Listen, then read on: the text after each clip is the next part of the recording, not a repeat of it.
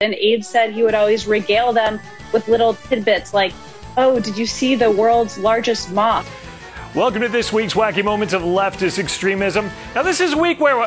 What? Hold on. We have some breaking news from MSNBC. It's from Brian Williams, 11th Hour. It's breaking news about Joe Biden, and we have to get right to it. Joe Biden is very conversant with Car and Driver, the auto magazine, and also with Apple News. It's a news product app that is installed on iPhones when you get them. Joe Biden, like a lot of older adults, never took that off, and aides said he would always regale them with little tidbits like, oh, did you see the world's largest moth? Or, oh, there's this Japanese woman, the oldest woman in the world, who's 118, 119 years old. Imagine what she's seen. So just little glimpses here and there. The last thing is Joe Biden, someone put it to me, has the taste of a 5-year-old. Eats PB&J, chopped salad with grilled chicken. He likes orange Gatorade, and he stocks the Oval Office with homemade chocolate chip cookies and saltwater taffy from Dolly's in Rehoboth Beach. Yes, Joe Biden's cookie and taffy habits qualify as breaking news this week at MSNBC. That actually happened. Because the media just can't be lapdogs enough for his administration. You know, I'm happy that Joe likes peanut butter, but, you know, the border, the economy, I guess that's not interesting. Instead, the leftist media focused on problems that they could still try to blame Trump for. All right, see if you can wrap your heads around this one. The media instantly dismissed the COVID-19 lab leak theory as a conspiracy when President Trump was in office touting it, but now they're ready to realize it's a plausibility, and well, they blame him for their dismissal of it.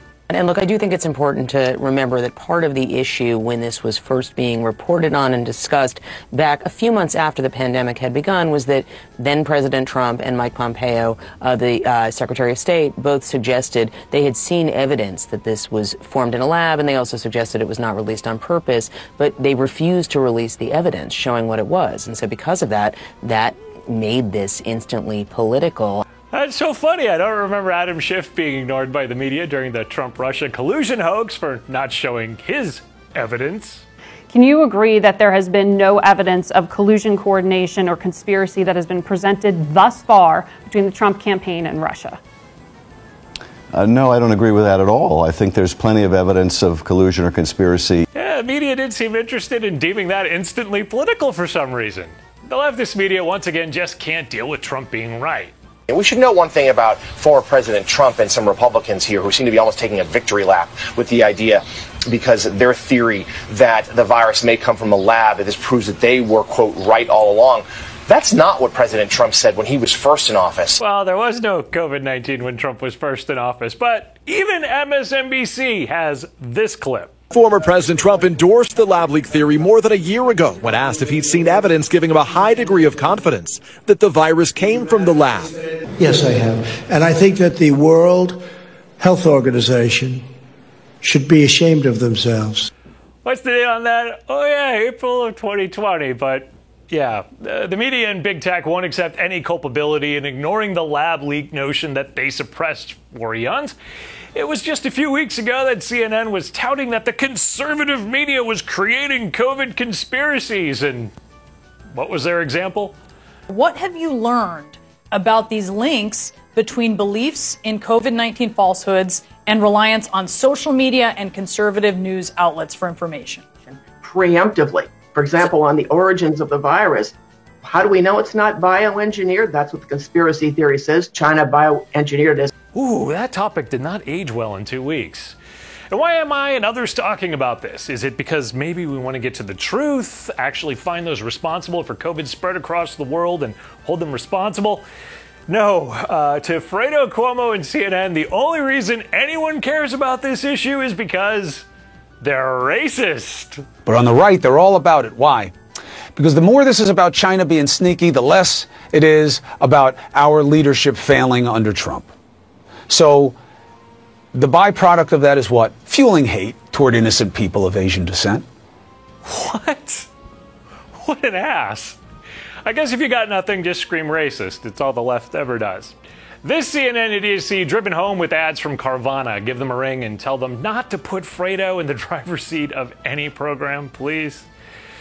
Now, if you fear that media hosts are the only ones that scream racist when they don't like the truth, well, you can always rely on 21-year-old leftists. CNN's Newsroom had David Hogg on to discuss the spike in gun sales since Biden was elected.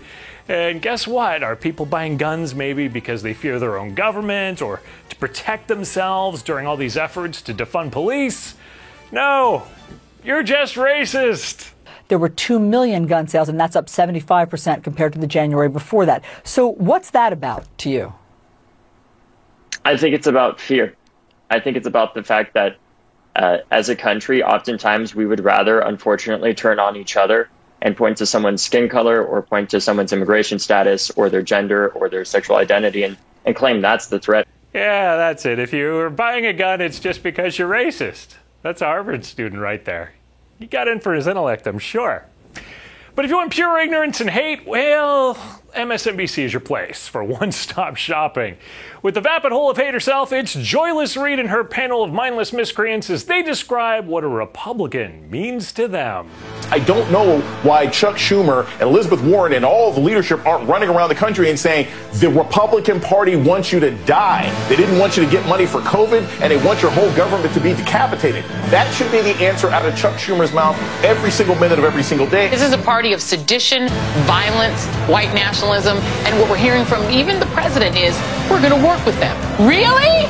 Wow, just no discussion at all. When hate and racism replaces information and facts, you're watching MSNBC. And our last look into the hole of heads at MSNBC, we'll give you the rant late last week from Joe Scarborough, who's hurting deep inside. It's painful because there's vote audits that could find discrepancies or fraud. This is about you. This is about you playing in to what every one of our enemies wants you to play into. That American democracy is not worth being trusted.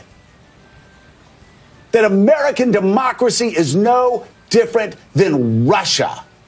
If you believe that, I will say to you what many of you said in the 1960s. America, love it or leave it.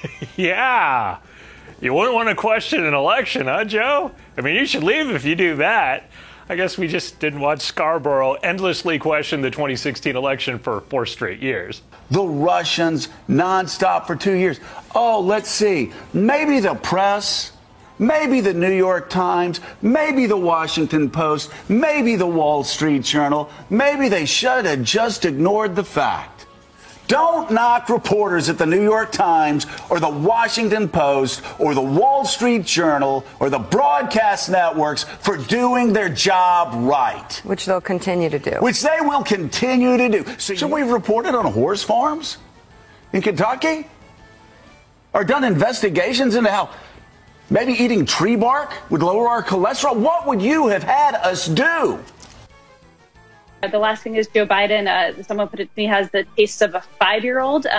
Eats PB&J, chopped salad with grilled chicken. He likes orange Gatorade, and he stocks the Oval Office with homemade chocolate chip cookies and saltwater taffy from Dolly's in Rehoboth Beach. That's all the time we have. I'm Eric Scheiner for MRC TV. Check out the website at mrctv.org. Do some shopping at the MRC store if you get the chance. There's some great gear there, and also be sure to check us out on Rumble, Parler, Facebook, and the many other social media sites that we are all available on. We'll see you again next week with even more Media Madness.